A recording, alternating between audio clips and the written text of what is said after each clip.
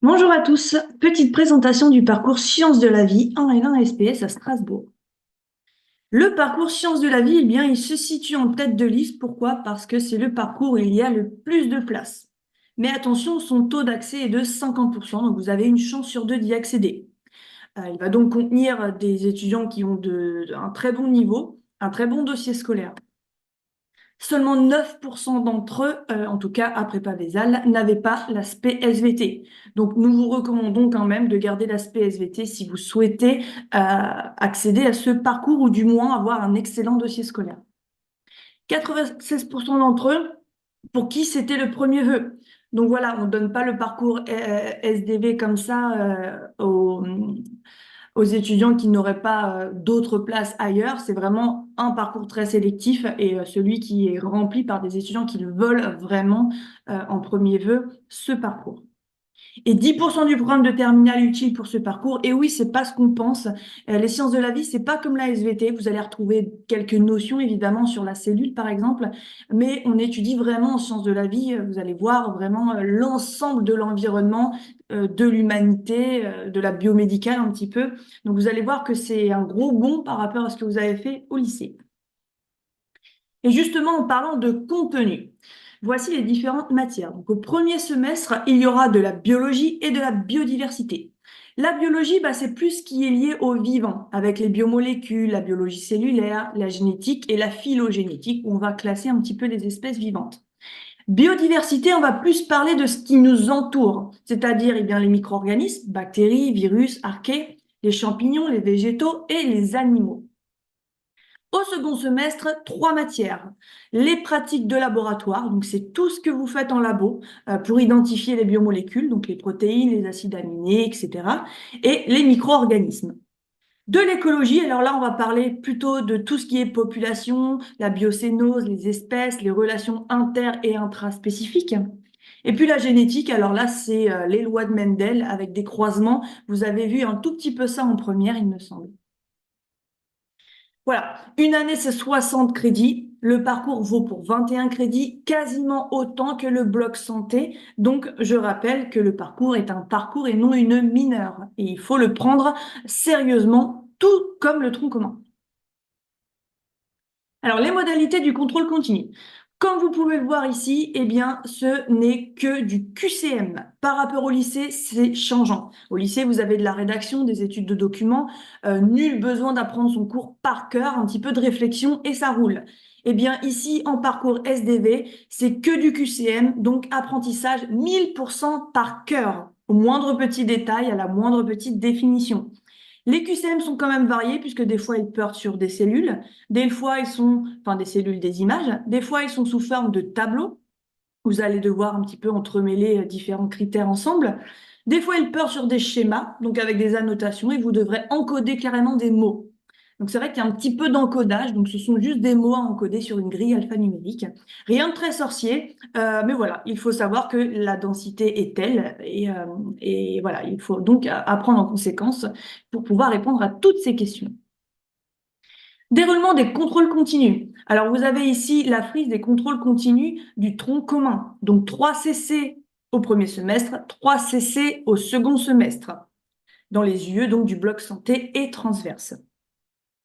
Pour ce qui concerne la SDV, vous avez donc une partie biologie, donc 22 heures de cours magistraux, 3 contrôles continus répartis sur le semestre, puis de la biodiversité qui arrive un petit peu en décalé, et 3 contrôles continus au second semestre avec 37 heures de cours magistraux et 20 heures de TD. C'est pour ça qu'il y a un petit contrôle continu de TD.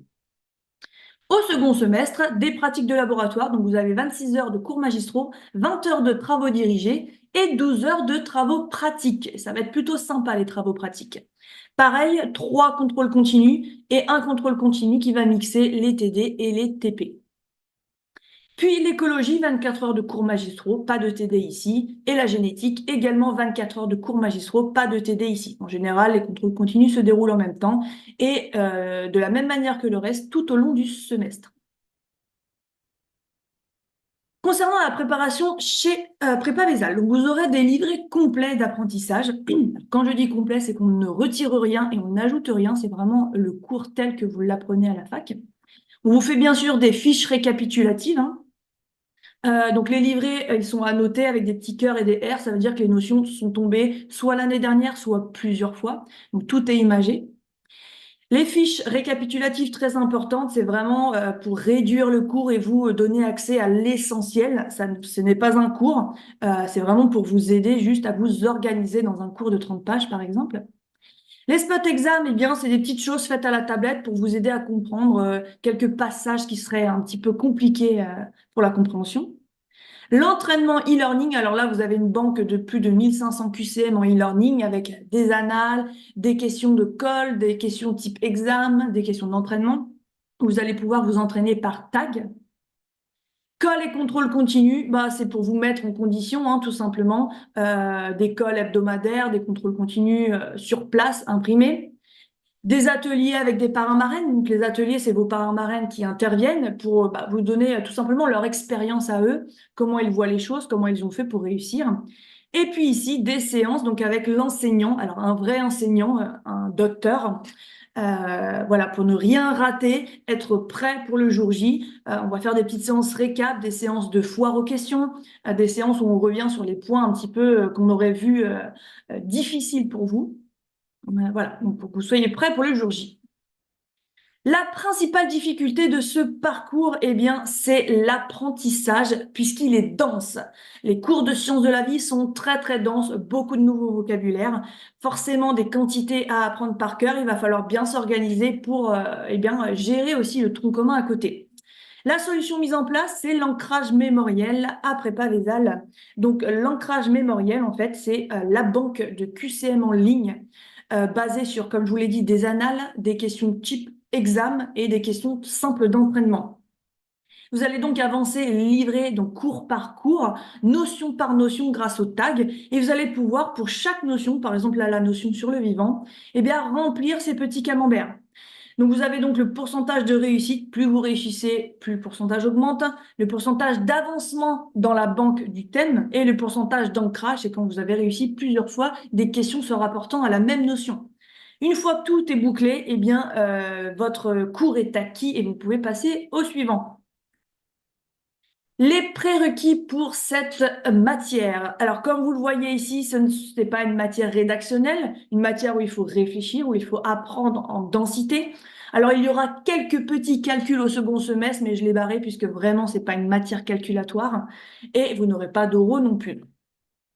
Profil de la matière, très dense, c'est du par cœur. Beaucoup de schémas, beaucoup de vocabulaire, un petit peu de réflexion, pas de rédaction, seulement des QCM. Profil de l'étudiant, eh bien, vous devez aimer les sciences de la vie en général, puisqu'on va beaucoup parler de vie, avoir une grande capacité de mémorisation, savoir rester concentré, ça c'est sûr qu'il va pas falloir compter les moutons, ne pas avoir peur de la quantité et savoir organiser son travail. Et puis, entre parenthèses, aimer les manipulations, ça concerne le second semestre pour les pratiques de laboratoire. Pour optimiser vos chances d'être admis dans ce parcours, eh bien, vous devez avoir gardé l'aspect SVT. Alors, pas 100% des cas, mais c'est mieux. Avoir un très bon dossier scolaire, surtout dans les spécialités scientifiques. Donc, voilà, au global, faire un bon baccalauréat. Et vous aurez toutes vos chances d'atteindre ce parcours. Alors, tout ce que je viens de vous dire se retrouve également dans notre guide Parcoursup qui a été confectionné par notre équipe pédagogique et vous y retrouverez également les autres parcours. Donc, il y a 11 parcours avec des tableaux récapitulatifs, des tableaux comparatifs sur toutes les modalités de chacun des 11 parcours de la L1 SPS. Ça va pouvoir vous aider eh bien, à connaître un peu les contenus, les erreurs à ne pas faire, les subtilités et à avancer pas à pas avec Parcoursup. Donc voilà. Il est libre en téléchargement sur notre site internet. Il vous suffit de cliquer sur documentation. Bonne journée et bon courage à tous.